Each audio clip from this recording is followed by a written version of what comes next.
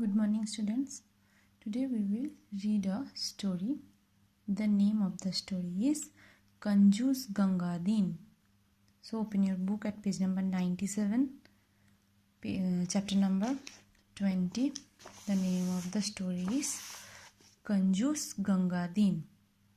That means the miser one. Gangadin, the miser one. Okay. किसी नगर में गंगादीन नाम का एक धनी व्यापारी रहता था। वो बहुत कंजूस था। वो अपनी कंजूसी के कारण परिवार के लोगों को न तो अच्छा खाने को देता था और न ही अच्छा पहनने को। उसके परिवार वाले उसकी कंजूसी से बहुत दुखी थे। So, once upon a time there was a businessman named Gangadin in a village. He was a miser.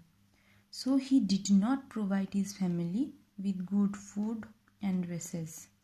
For this reason, his family members were very upset. वो अपनी कंजूसी के लिए पूरे नगर में चर्चित था। एक दिन वो बाजार से होकर गुजर रहा था। जब वो एक हलवाई के दुकान के सामने से होकर निकला तो पकौड़ियों की खुशबू पाकर उसका मन पकौड़ियाँ खाने के लिए मचल उठा। वो दुकान की तरफ बढ़ा, लेकिन तभी उसके मन में एक विचार आया। यदि मैंने दुकान में बैठकर गर्मा गर्म पकौड़ियाँ खाई तो हो सकता है कि कोई जान पहचान वाला या दोस्त आदि मिल जाए, तब मुझे उसको भी पकौड़ियाँ खिलानी पड़ेगी।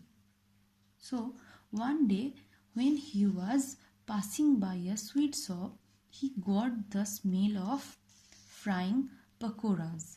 He went near the shop to have some pakoras, but at that time he thought that if he ate these pakoras there, he might meet his friends and they might want to have the same. Okay, next. फिर वो बुदबुदाया, क्यों ना मैं घर ले जाकर आराम से पकौड़ियाँ का मजा लूँ.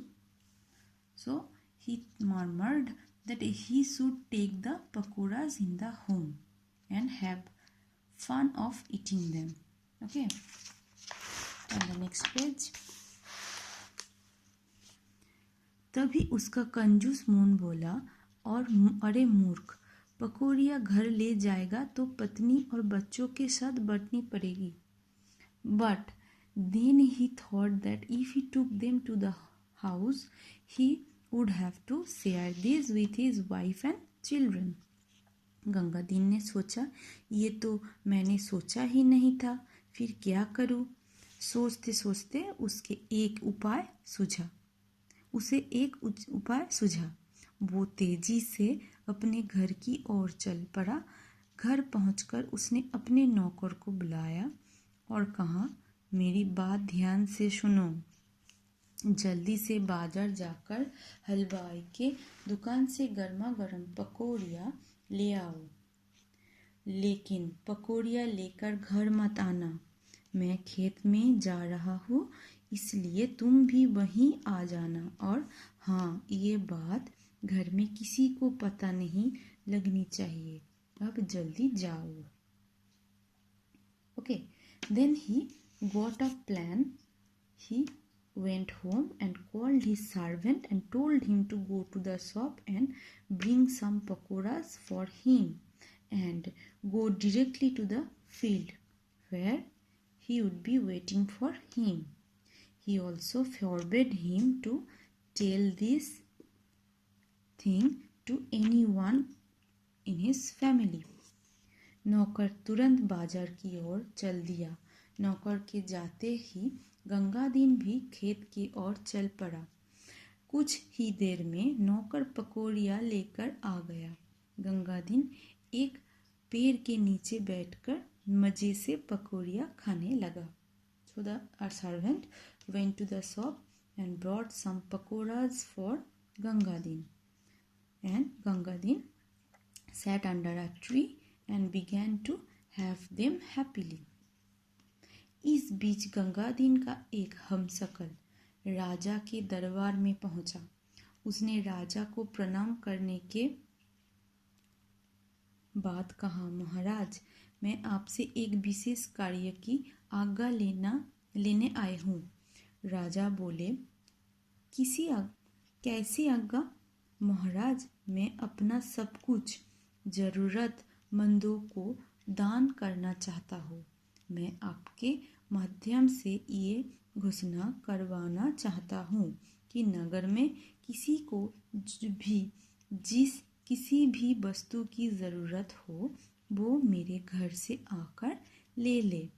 आप आज्ञा दे तो मैं अभी ये घोषणा करवा देता हूँ, गंगादीन के हमशक्ल ने कहा।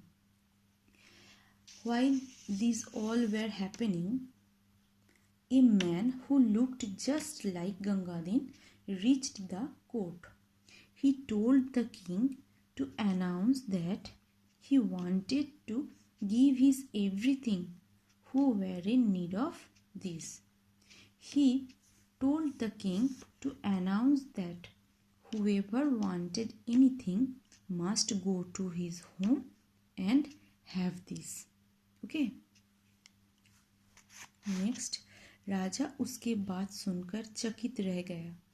गंगादीन की बात पर विश्वास करना उनके लिए मुश्किल हो रहा था, परंतु उसकी कंजूसी की आदत से परिचित होने के कारण उन्होंने तुरंत हाँ कह दी। So the king thought him as Gangadin, and the king knew that the Gangadin was a miser. So on hearing these announcement, the king became astonished. Okay. So he thought he must announce this immediately, otherwise Gangadin might change his words. Okay. उन्हें भय था कि कहीं गंगादीन अपना इरादा न बदल ले। गंगादीन ने तुरंत पूरे नगर में घोषणा करवा दी। घोषणा करवाने की देर थी कि गंगादीन के घर पर लोगों का तांता लग गया। जिसे जिस सामान की आवश्यकता थी वो वही सामान उठाकर लिए जाने लगा। So as soon as the king announced this news, everybody went to Gangadin's house and took everything they needed, as they thought the man was none other than Gangadin. Okay, so just read up to this. This is your today's class. Read the story carefully. If you find any problem, you can call me. Thank you, students.